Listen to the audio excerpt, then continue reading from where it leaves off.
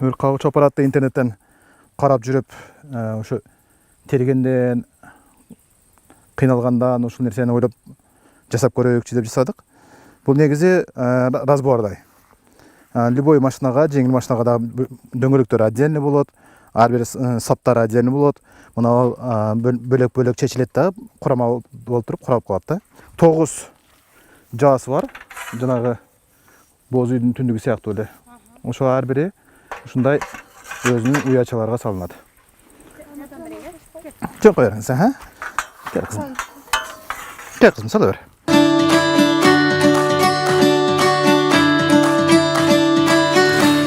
Бул быйылкы сезонго баягы сыноо иретинде жасалды. Кызым, мына биринчиге сал.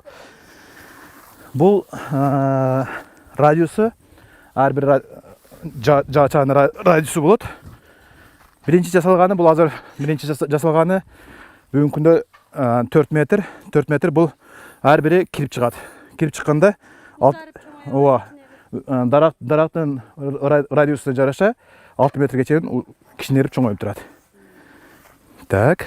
Өзүңүз жасадыңыздар? Бул нерсени өзү жасап, анан анча-мынча ширетме дагы ыкмасы менен эле өзүбүз ширет даярдап дагы баягы күмөн санаган жерибизде чисто ширетүүчүлөргө алып барып туруп толугу менен кайрып экип бердик.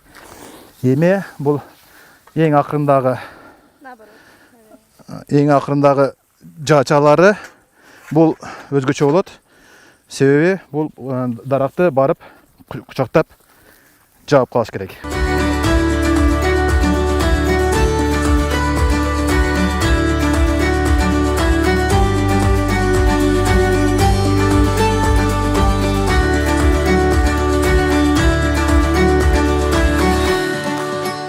Арабаны оңой эле айдап киребиз өрттүн астына. Мынакей. Так. Кой отур кызым. Нар жагынан алып келесиң. Ар бири бүткөндөн кийин бириге бирини байлап коебуз. Мынакей, мен жана башында айтып кеттим, 6 метрге чейин узарат деп. Бүгүнкү күндө материалыбыз 4 метр болгондуктан, мына 4 метрге расчеттолуп туруп, эсептелинген дагы мынакей кирип чыгат өзү. Анан байлачу жиптери бар. Бул жагынан кылып туруп байлап коебуз, болду. Бул ушун менен өрттүн диаметри менен бирдей кагыла берет. Эми түшкөн өрүк мына өзүнүн жолу менен түшүп келет дагы. Бардыгы мына жерде жипчелер бар. Жипчелерди өзүнү байлап коебуз. Бул максат жанагы центрге келип түшүш керек да, өрттөрчү.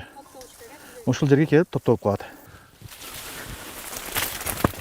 Мынакей көрдүңүздөр, оңой жери ошол ар бир түшкөн өрүк мынакей. Астына келип туруп өз түбүнө, өрттүн түбүнө жыйылып калат. Кийин кетирген кишилерге да оңой болот, бир жерден эле чалып туруп. Бул негизги максат өрүк жерге түшпөй, ошо материалга түшүп туруп бир жерге топтолот.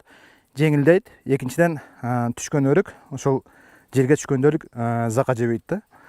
Өзүнүн формасын жоготпойт, сапаттуураак болот. Мындайча айтканда, канчалык сапаттуу болгон сайын базардагы баасы дагы ошончолук жакшы болот да.